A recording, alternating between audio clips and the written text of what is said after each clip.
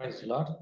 நம்முடைய ஆண்டவரும் அருமை இரட்சகரும் மீட்பருமான கர்த்தராகிய இயேசு கிறிஸ்துவின் இனிய நாமத்திலே ஒவ்வொருவருக்கும் வாழ்த்து சொல்கிறேன்.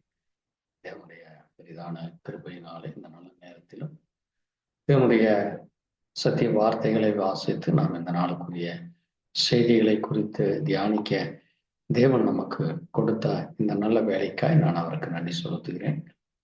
இந்த நேரத்திலே நாம் சங்கீத புத்தகத்திலே 23ஆம் சங்கீதத்தை நாம் ஒரு நிமிஷம் இன்றைய நாளுக்குரிய செய்தியாக வாசித்து நாம் தியானிக்கலாம். சங்கீதம் 23. கர்த்தரின் மேய்ப்பராயிருக்கிறார், நான் தாழ்ச்சியடையேன். அவர் என்னை புல்லுள்ள இடங்களில் மேய்த்து அமர்ந்த தண்ணீர் கலந்து என்னை கொண்டு போய்விடுகிறார். அவர் என் ஆத்துமாவை தேற்றி தம்முடைய நீதி நிமித்தம் என்னை நீதியின் பாதைகளில் நடத்துகிறார். நான் மரண இருளின் பள்ளத்தாக்கில் நடந்தாலும் பொல்லாப்புக்கு பயப்படேன். தேவரீர் என்னோடு கூட உமது கோலும் உமது தடியும் என்னை தேற்றும் என்பதை வாசித்த வார்த்தைகளுக்காக நாம் ஒரு நிமிஷம் ஜெபிக்கலாம். எங்களை நேசிக்கிற நல்ல ஆண்டவரே, கர்த்தராகிய இயேசு கிறிஸ்து என்னும் பரிசுத்த நாமத்திலே எங்களுக்கு இந்த பூமியிலே நீர் மனுஷராய் வெளிப்பட்டு ஆண்டவரே, நீர் எங்களை ஆட்சி தேற்றுகிற தேவனாய் எங்களை ஆண்டவரே கர்த்தாவே இந்த பூமியிலே ஒரு நோக்கத்திற்காய் நீர் எங்களை முன்குறித்து எங்களை உருவாக்கி எங்களை ஆண்டவரே நீர் கரம் பிடித்து வழி நடத்தி எங்களை பலப்படுத்தி எங்களோடு கூட இருக்கிறேன் என்று சொன்ன அந்த மகத்துவமான தேவனாகி உமக்கு நன்றி சொல்லி இந்த நேரத்திலும் ஆண்டவரே சங்கீதக்காரன் சொன்ன இந்த ஒரு அருமையான வேத வார்த்தைகளை வாசிக்க தியானிக்க அதிலே சொல்லப்பட்ட மகத்துவமான காரியங்களை இந்த நேரத்திலே ஆண்டவரே நாங்கள் அதை குறித்து சிந்திக்க நீர் எங்களுக்கு கிருபை கொடுத்திருக்காய். நன்றி அப்பா. இதில் உள்ள ஆசீர்வாதங்கள், அதில் உள்ள மகிமையான காரியங்களை இன்னும் அதிகமாய் உணர்ந்து கொள்ள தேவ கிருபையை தர வேண்டுமா? இதை கேட்கிற ஒவ்வொருவருக்கும் அவருடைய ஜீவியத்தில் அது மிகவும் பிரயோஜனமாயிருக்க தேவ இரக்கம் தர வேண்டுமா? இயேசு கிறிஸ்துவினுடைய பரிசுத்த நாமத்திலே ஆமென். கர்த்தர் தாமே உங்களை ஒவ்வொருவரையும் ஆசீர்வதிப்பாராக. இந்த நேரத்திலே இந்த சங்கீத புத்தகத்தை ஒவ்வொரு கிறிஸ்தவர்களும் நிச்சயமாகவே அதை மனப்பாடம் செய்திருப்பார்கள். அது மட்டுமல்ல, இந்த காரியங்களை குறித்து அநேக செய்திகளை அநேக தியானங்களை தியானித்திருக்கலாம். இன்றைக்கு ஒரு முக்கியமான ஒரு தியான பகுதியாக இந்த நாளுக்குரிய செய்தியாகவும் நாம் இதை தியானிக்க போகிறோம். இங்கே சங்கீதக்காரன் தன்னுடைய ஜீவியத்திலே தேவனை அவர் எவ்விதமாய் வைத்திருக்கிறார். தேவனால் என்னோடு கூட இருக்கும் பொழுது நான் எந்த இடத்திலும் குறைவுபடேன். அது மட்டுமல்ல, அவர் எனக்கு எல்லா நேரங்களிலும் எப்படி ஒரு ஆடு அங்கே தன்னுடைய மேய்ப்பனாக்கு கீழ் இருக்கும் பொழுது அந்த ஆட்டிற்கு என்ன தேவையோ அந்த தேவையுள்ள இடங்களிலே அந்த மேய்ப்பனானவன் அதை மேய்த்து அதற்கு ஏற்ற நேரத்திலே தண்ணீரும் அதற்கு என்ன தேவைகளோ அதை போஷிக்கிற ஒரு அக்கறையுள்ள ஒரு அன்பு கூறுகிற அந்த ஆட்டை குறித்தும் அந்த ஆட்டிற்கு ஒரு நல்ல பாதுகாவலனாக, அது மட்டுமல்ல அந்த ஆட்டை குறித்தான அங்கே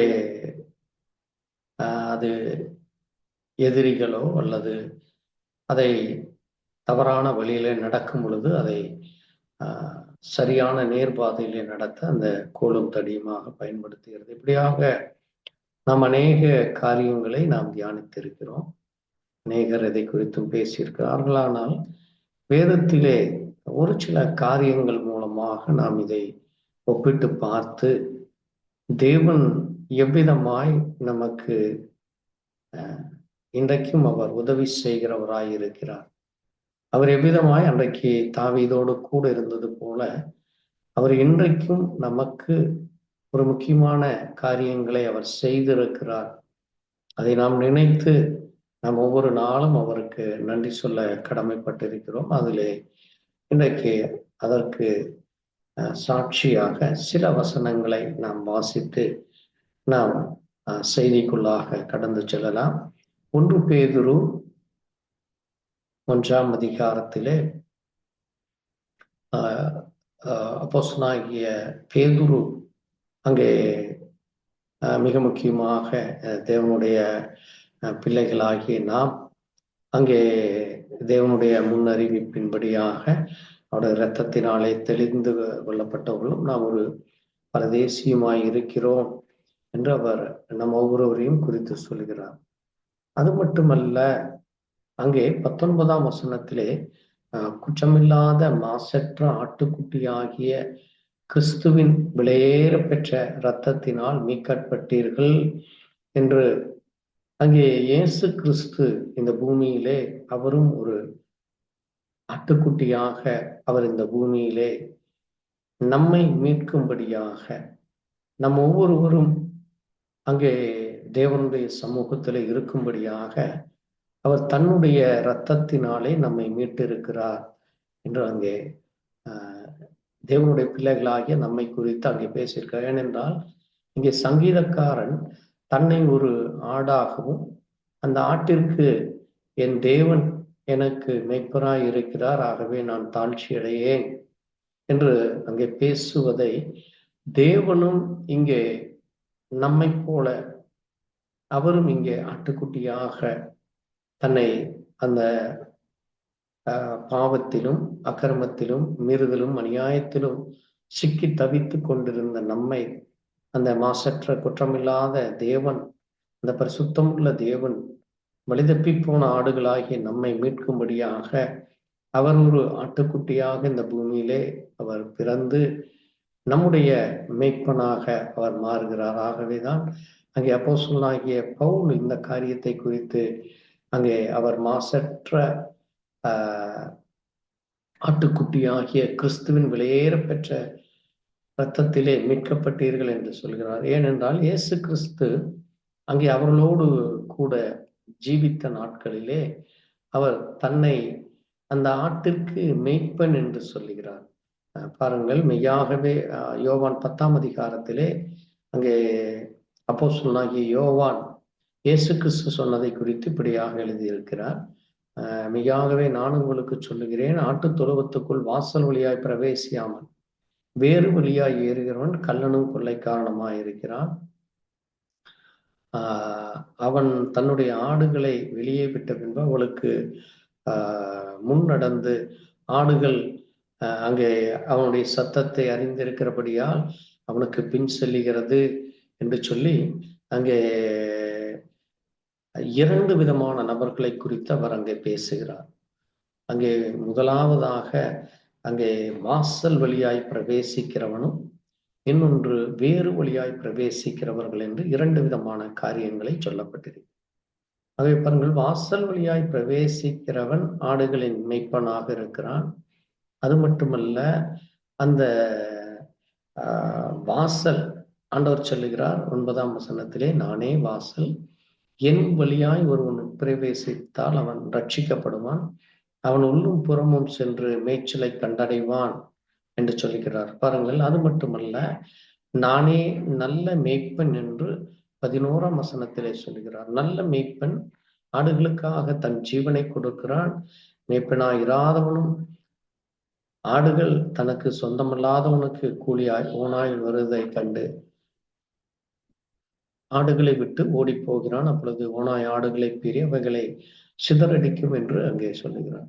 பாருங்கள், தேவன் தன்னுடைய ஜீவியத்திலே இங்கே நம்மை மீட்கும்படியாக அவர் அங்கே ஆடாக அங்கே வந்து அவர் ஆட்டு மேய்ப்பனாக இருப்பதும், அங்கே நானே நல்ல மேய்ப்பன், என்னுடைய ஜீவனை கொடுக்க நான் வந்திருக்கிறேன் என்று சொல்லி அங்கே தன்னுடைய ஜீவியத்தை குறித்து அவர் பேசுவதும், நானே நல்ல மேய்ப்பன், பிதா என்னை அறிந்திருக்கிறது போல நானும் அறிந்திருக்கிறேன், நான் என்னுடையவைகளை அறிந்தும் என்னுடைய அறியப்பட்டும் இருக்கிறேன், ஆடுகளுக்காக என் ஜீவனையும் கொடுக்கிறேன், இந்த தொழுவத்தில் உள்ள ஆடுகள் அல்லாமல் வேறு ஆடுகளும் எனக்குண்டு, அவைகளையும் கொண்டு வர வேண்டும், அவைகள் என் சத்தத்துக்கு செவி கொடுக்கும், அப்பொழுது ஒரே மந்தையும் ஒரே மேய்ப்பனும் ஆகும், நான் என் ஜீவனை மறுபடியும் அடைத்து கொள்ளும்படி அதை கண்டுபிடிக்கிறபடியால் பிதா என்னில் அன்பாய் இருக்கிறார் என்று சொல்லி அங்கே தன்னை ஒரு மேய்ப்பனாகவும் அது மட்டுமல்ல, அங்கே அந்த நல்ல மேய்ப்பன் எப்படி அந்த ஆடுகளுக்காக ஜீவனை கொடுப்பான் என்று சொல்லி அவர் தன்னுடைய ஜீவியத்தை குறித்தும் பேசுகிறதை நாம் இங்கே பார்க்க முடிகிறது. ஆகவேதான் இங்கே அப்போஸ்தலனாகிய பேதுரு இன்னும் ஒரு முக்கியமான ஒரு காரியத்தை குறித்து 1 பேதுரு 2ஆம் அதிகாரத்திலே அங்கே வாசிக்கிற பொழுது 25ஆம் வசனத்திலே, சிதறுண்ட ஆடுகளை போலிருந்தீர்கள், இப்பொழுதோ உங்கள் ஆத்துமாக்களுக்கு மேய்ப்பரும் கண்காணியுமானவரிடத்தில் திருப்பப்பட்டிருக்கிறீர்கள் என்று நம்மை குறித்து அங்கு அவர் பேசுகிறார். பாருங்கள், நாம் இந்த பூமியிலே நம்முடைய முன்னோர்கள், நான் இந்தியாவிலே இருக்கிற ஜனங்களாகி நம்ம ஒருவரை குறித்து பேசுகிறோம். ஏனென்றால் இஸ்ரவேலர்கள் அவர்கள் அங்கே ஆபிரகாம் வழியாக, அங்கே யாக்கோபின் வழியாக அவர்கள் இஸ்ரவேலர்களாக ஆனார்கள். ஆனால் அதற்கு முன்பு இருந்த ஜனங்கள் அங்கே உலகம் முழுவதும் சிதறி போய் அங்கே நோவாவின் நாட்களுக்கு பிறகு அதிலே வந்த பிரஜாதிகளாகிய நாம் சிதறுண்டவர்களாக இருந்தோம். ஆனால் தேவன் அப்படி சிதறுண்ட ஒவ்வொருவரையும் மீட்கும்படியாக அவர் இப்பொழுது நம்முடைய ஆத்துமாக்களுக்கு, தேவன் நம்முடைய ஆத்துமாக்களுக்கு அவர் மேய்ப்பரும் அவர் கண்காணியுமாய் அவர் நம்மிடத்திலே வந்திருக்கிறார். ஆகவேதான் பாருங்கள், தேவன் நம்மை இந்த பூமியிலே ஒரு நோக்கத்திற்காக முன்குறித்திருக்கிறார். அதைத்தான் எபேசியர் 1ஆம் அதிகாரத்திலே அங்கே நாம் வாசிக்கிற பொழுது, தேவனுடைய சித்தத்தினாலே இயேசு கிறிஸ்து பவுல் எழுதுகிறது என்று சொல்லி, தமக்கு முன்பாக நாம் அன்பில் பரிசுத்தம் உள்ளவர்களும் குற்றமுள்ளமா இருப்பது அவர் உலகத் தோற்றத்துக்கு முன்னே கிறிஸ்துவுக்குள் நம்மை தெரிந்து கொண்டார் என்று இங்கே சொல்லுகிறார். தேவன் ஒரு நோக்கத்திற்காக அவர் குற்றமில்லாமல் இருப்பது போல அவருடைய அன்பு எப்படி மாறாததாய் ஒரு பரிசுத்தம் உள்ளதாய் இருக்கிறதோ, அதை போல நாமும் அந்த அன்பிலும் அந்த பரிசுத்தத்திலும் குற்றமில்லாதவர்களாய் இருப்பதற்காக தேவன் நம்மை முன்குறித்தார்.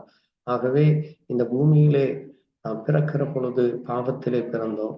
ஆனால் அந்த பாவத்திலிருந்து நம்மை முற்றிலுமாய் கழுவும்படியா அவருடைய இரத்தத்திலே கழுவத்தக்கதாக தேவன் இந்த பூமியிலே அவர் தன்னை ஒரு ஆடாக கொண்டு வந்து அவர் இங்கே மரிக்கிறதை நாம் பார்க்க முடிகிறது.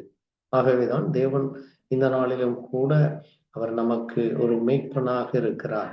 ஆகவேதான் அங்கே வெளிப்படுத்தின விசேஷத்திலே இந்த காட்சியை யோவான் அங்கே காண்கிறார். வெளிப்படுத்தின விசேஷம் 7ஆம் அதிகாரத்திலே ஒரு முக்கியமான ஒரு காரியத்தை நாம் இங்கே பார்க்கிறோம். 17ஆம் வசனத்திலே, சிங்காசனத்தின் மத்தியில் இருக்கிற ஆட்டுக்குட்டியானவரே இவர்களை மேய்த்து இவர்களை ஜீவனுள்ள தண்ணீர்கள் ஊற்றண்டைக்கு நடத்துவார், தேவன் தாம் இவருடைய கண்ணீர் யாவையும் துடைப்பார் என்று சொல்லும். பாருங்கள், தேவன் தன்னுடைய ஜீவ தண்ணீரை, தன்னுடைய கண்ணீர், நம்முடைய ஒவ்வொருடைய கண்ணீர்களையும் அவர் ஊற்றி நம்முடைய கண்ணீர்களை துடைக்கிறவராய் அவர் நமக்கு ஜீவனை கொடுக்கிறவருமா நம்மை இந்த பூமியிலே ஒரு நோக்கத்திற்காய் தெரிந்தெடுத்து அந்த நோக்கத்தை நிறைவேற்றத்தக்கதாக தேவன் ஒவ்வொரு நாளும் நம்மை வழிநடத்தி கொண்டிருக்கிறவராய் இருக்கிறார். அப்படிப்பட்ட மகத்துவமான தேவன் அவர் நம்முடைய மேய்ப்பராக, நம்முடைய கண்காணியாக இருக்கிறார். ஆகவேதான் அங்கே பிலிப்பு 4ஆம் அதிகாரத்திலே பவுல் சொல்லும் பொழுது ஒரு அருமையான ஒரு வசனத்தை சொல்லுகிறார். பிலிப்பு 4ஆம் அதிகாரத்திலே அங்கே சொல்லுகிற பொழுது 19ஆம் வசனத்திலே, என் தேவன் தம்முடைய ஐஸ்வர்யத்தின்படி உங்கள் குறைகளை எல்லாம் கிறிஸ்து இயேசுவுக்குள் மகிமையிலே நிறைவேற்றுவார் என்று சொல்லப்பட்டிருக்கிறது. தேவன் நமக்குள்ள எல்லா குறைகளை, எல்லா பலவீனங்களை தம்முடைய ஐஸ்வர்யத்தின்படி அவர் மகிமையிலே நிறைவேற்ற அவர் வல்லவருமாக இருக்கிறார். ஆகவேதான் அங்கே நமக்கு இந்த பூமியில என்ன தேவைகளோ அந்த தேவைகளை அங்கே எப்படி அந்த ஆட்டிற்கு புல்லுள்ள இடங்களை மேய்த்து அமர்ந்த தண்ணீர்களை கொண்டு போகிறாரோ அதை போல தேவன் கொண்டு போகிறார். அதைத்தான் இங்கே எசேக்கியேல் நாம் வாசிக்கிற பொழுது, எசேக்கியேல் 34ஆம் அதிகாரத்திலே ஒரு முக்கியமான ஒரு காரியத்தை குறித்து நாம் இங்கே பார்க்கிறோம். எசேக்கியேல் 34:11 முதல் வாசிக்கிற பொழுது அங்கே தேவன் சொல்லுகிறார், கர்த்தராகிய ஆண்டவர் சொல்லுகிறது என்னவென்றால், இதோ நானே என் ஆடுகளை விசாரித்து அவைகளை தேடி பார்ப்பேன். ஒரு மேய்ப்பன் சிதறுண்ட தன் ஆடுகளை நடுவிலே இருக்கிற நாளில் தன் மந்தையை தேடிக்கொண்டு இருக்கிறது போல நான் என் ஆடுகளை தேடி மப்பும் மந்தாரவுமான நாளில் அவைகளை சிதறுண்டு போன எல்லா இடங்களிலும் இருந்து அவைகளை தப்பி வர பண்ணி அவைகளை ஜனங்களிடத்திலிருந்து புறப்படவும் தேசங்களிலிருந்து சேர பண்ணவும் அவருடைய சுய தேசத்தில் அவைகளை கொண்டு வந்து இஸ்ரவேல் மலைகளுக்கு மேல் ஆறுகள் அண்டையிலும் தேசத்தின் சகல வாசஸ்தலங்களிலும் அவைகளை மேய்ப்பேன். அவைகளை நல்ல மேய்ச்சலிலே மேய்ப்பேன்.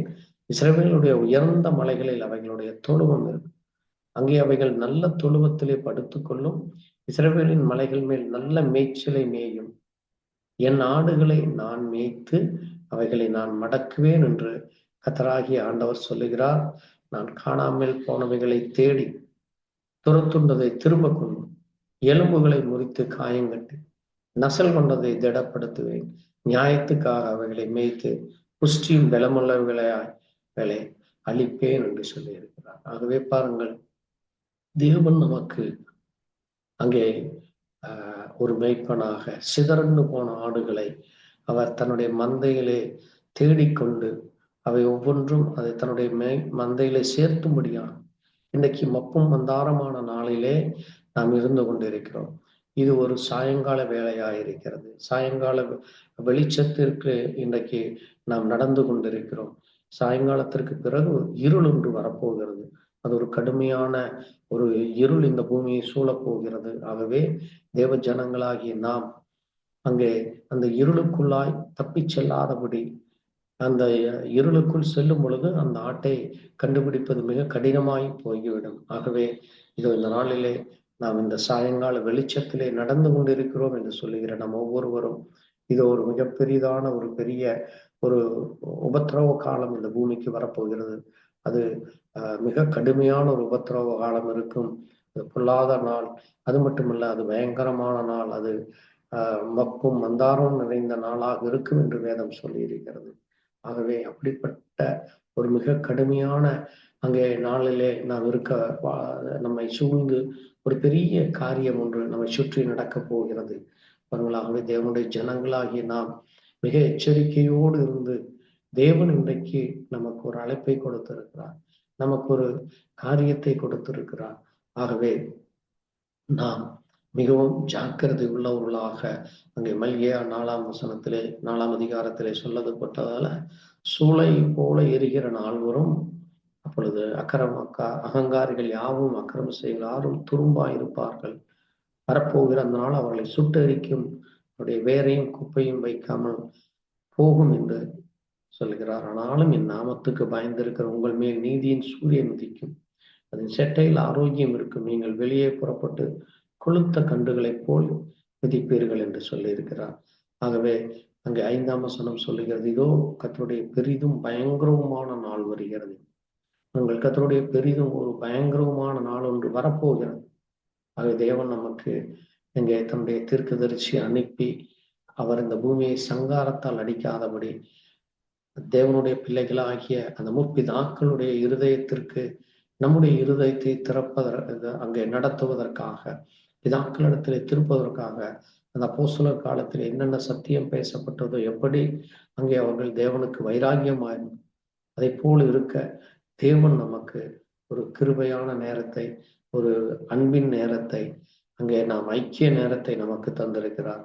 ஆகவே பாருங்கள், எப்படி அங்கே 3ஆம் வசனம் சொல்லுகிறதோ, அங்கே சங்கீதம் 23 அங்கே சொல்லப்பட்டிருக்க, அவரின் ஆத்மாவை தேர்ச்சி. அங்கே அந்த காரியமானது தேவன் தன்னுடைய பிள்ளைகளுடைய ஆத்மாக்களை தேற்றுகிறவராக.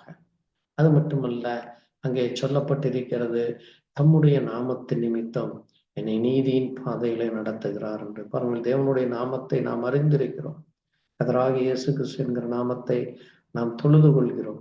அந்த நாமத்திலே பிசாசுகளையும், இன்னும் அந்த நாமத்திலே அற்புதங்களும் அதிசயங்களும் ஆசீர்வாதங்களும் நன்மைகளும் கிடைக்கும். அன்றைக்கு அப்போஸ்தலர் காலத்தில் இந்த நாமத்தை சொன்ன பொழுது அங்கே அவர்கள் அந்த நாமத்தை சொல்லக்கூடாது என்று தடை செய்தார்கள்.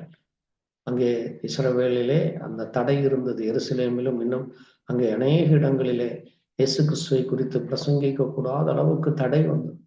அதே போல இந்த நாட்களிலும் இந்தியாவிலும் இன்னும் உலகம் அனைத்திலும் ஒரு மிகப்பெரிய ஒரு காரிருளானது, தேவனை குறித்து பேச முடியாதபடி ஒரு மிகப்பெரிய காரிருள் ஒன்று வருகிற அந்த கடைசி அந்த இருளான நேரத்திலே நாம் வந்து நிற்கிறோம். நாம் சாயங்கால வெளிச்சத்தில் நிற்கிறோம். ஆகவே தேவனுடைய பிள்ளைகளாகிய நாம் தேவனுடைய நாமத்தின் நிமித்தம் தேவன் நம்மை நீதியின் பாதைகளை நடத்துகிறார். அது மட்டுமல்ல, இனி மரண இருள் ஒன்று நம்மை சூழப் போகிறது. ஆகவே அப்படிப்பட்ட மரண இருளில் அங்கே நாம் தப்பிக்க வேண்டுமானால், அங்கே அந்த பொல்லாப்பில் இருந்து தப்பிக்க வேண்டுமானால், நாம் ஒவ்வொரு நாளும் தேவனோடு கூட இருக்க வேண்டும். ஆகவே நான் சங்கீதக்காரன் சொல்லுகிறான், தேவரீர் என்னோடு கூட இருக்கிறீர், உமது கோலும் உமது தடியும் என்னை தேற்றும் என்று. அவர்கள் அங்கே சங்கீதக்காரன் அங்கே சங்கீதம் 94 ஒரு காரியத்தை சொல்லுகிறார். அங்கே எவ்விதமாக தேவன் அந்த சங்கீதக்காரனுக்கு அந்த உதவி செய்தார் என்று நாம் அங்கே பார்க்கிற பொழுது, இங்கே சங்கீதம் 94 அதிகாரத்திலே ஒரு காரியத்தை நான் வாசிக்கிறேன். சங்கீதம் 94 19ஆம் வசனத்திலே, என் உள்ளத்தில் விசாரங்கள் பெருகே, நம்முடைய ஆறுதல் என் ஆத்துமாவை தேற்றுகிறது என்று. இன்றைக்கு நம்மை சுற்றி நடக்கிற காரியங்களை பார்க்கும் பொழுது நம்முடைய உள்ளத்தில் அது விசாரங்களாக இருக்கிறது. அங்கே தேவனுடைய வார்த்தைகளை அங்கே அநேக இடங்களிலே இந்த கடந்த 2000 ஆண்டுகளாக பிரசங்கிக்கப்பட்டு சுவிசேஷம் அறிவிக்கப்பட்டும் அங்கே இன்றைக்கு அநேக சபைகள் கூட்டும்படியாக அநேக சபைகளை நடத்த முடியாத அளவுக்கு இன்றைக்கு நெருக்கடிகள், அங்கே இடையூறுகள், எத்தனையோ பிரச்சனைகள் மத்தியில் இன்றைக்கு ஊழியக்காரர்கள் இங்கே இன்றைக்கு இந்தியா முழுவதும் தடுமாறி கொண்டிருக்கிறார். ஆகவே ஒவ்வொரு தேவப்பிள்ளைகளுடைய இருதயத்திலே அது ஒரு விசாரமாக அது பெருகி கொண்டிருக்கிறது. ஆனால் இந்த இப்படிப்பட்ட நேரத்திலே தேவன் நமக்கு ஆறுதலை கொடுத்து நம்முடைய ஆத்மாவை தேற்றுகிறார். பாருங்கள், அங்கே தீமை கட்டளையினால் பிறப்பிக்கிறது, கொடுங்கோலாசனம் உமக்கு இசைந்திருக்குமோ என்று சொல்லப்பட்டிருக்கிறது. இன்றைக்கு தீமைகளை கட்டளையிட்டு சொல்லி அங்கே கொடுங்கோலாசனம் தேவனுடைய பிள்ளைகளை சுற்றி நெருக்கி கொண்டிருக்கிறது. இன்றைக்கு உலகம் முழுவதும் ஒரு நெருக்கடியான சூழ்நிலை ஏற்பட்டிருக்கிறது.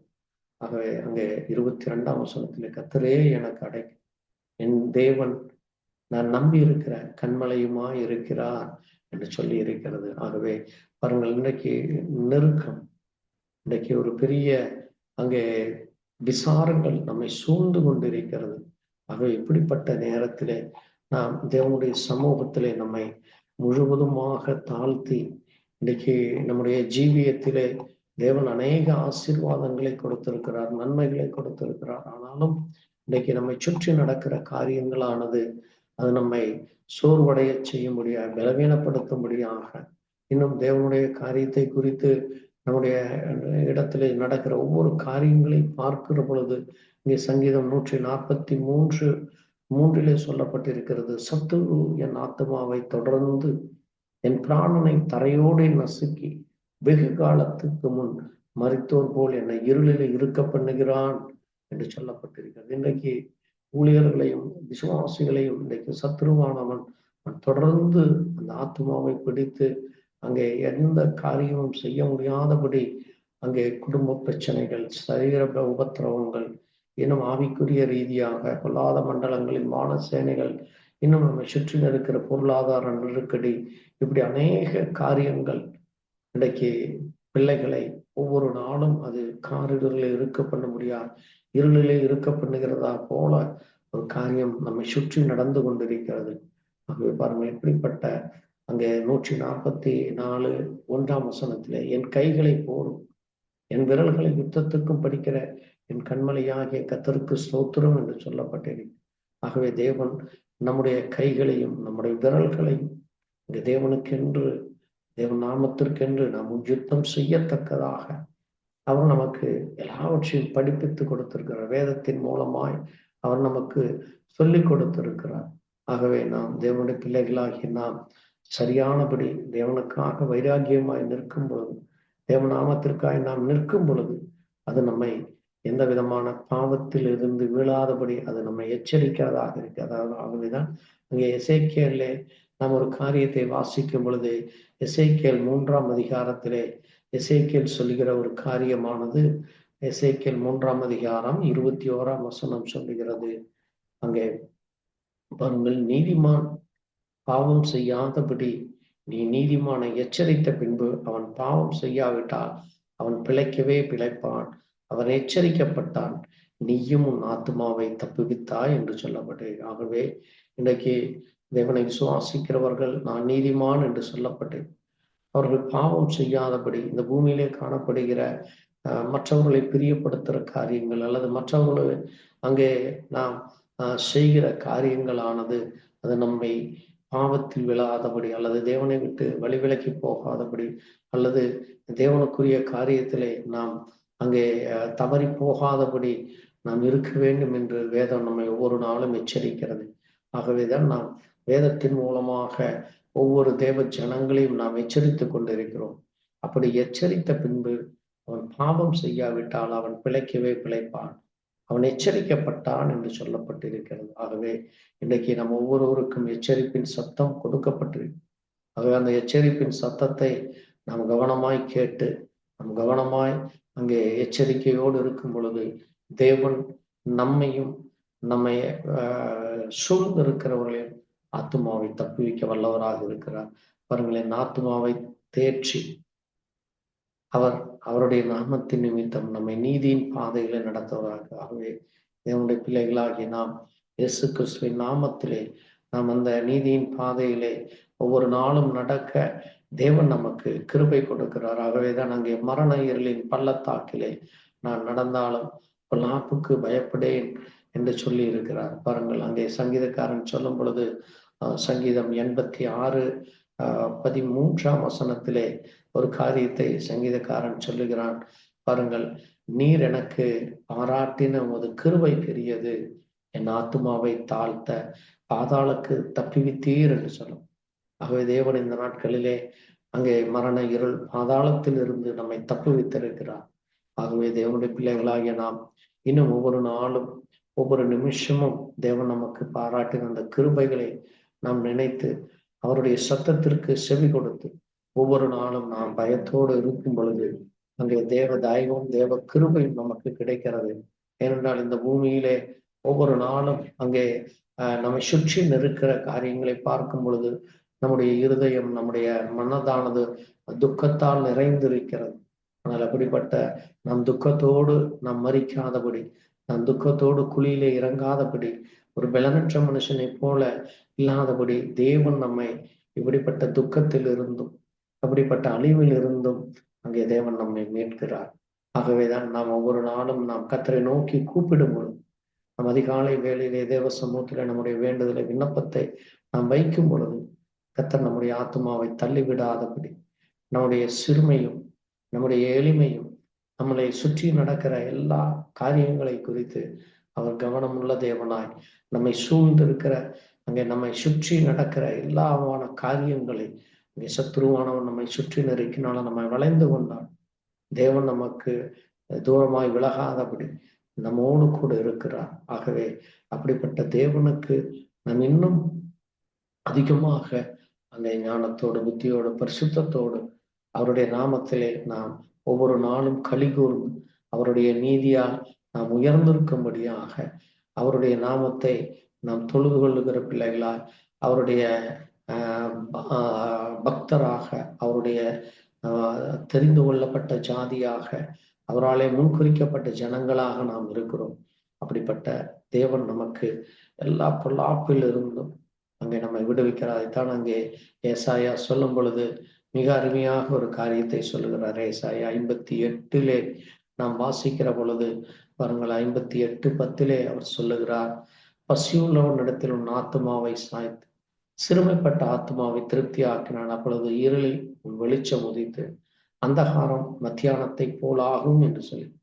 ஆகவே இன்றைக்கு தேவையுள்ள ஜனங்களுக்கு, சிறுமைப்பட்ட ஜனங்களுக்கு, அங்கே ஆத்தும தாகம் உள்ள ஜனங்களுக்கு அந்த ஆத்மாவை குறித்து நாம் பாரம் உள்ளவர்களாக நாம் அந்த இருளில் இருக்கிற ஜனங்களுக்கு தேவனே வெளிச்சமாய் இருக்கிறார் என்ற அந்த வெளிச்சத்தை நாம் அவர்களுக்கு சொல்லும் பொழுது அவர்களுக்கு இருக்கிற எல்லா அந்தகாரம், அந்த மரணக்காரர்கள், அந்த மரண பள்ளத்தாக்கில் இருந்து அவர்களை தப்பிக்க முடியும்.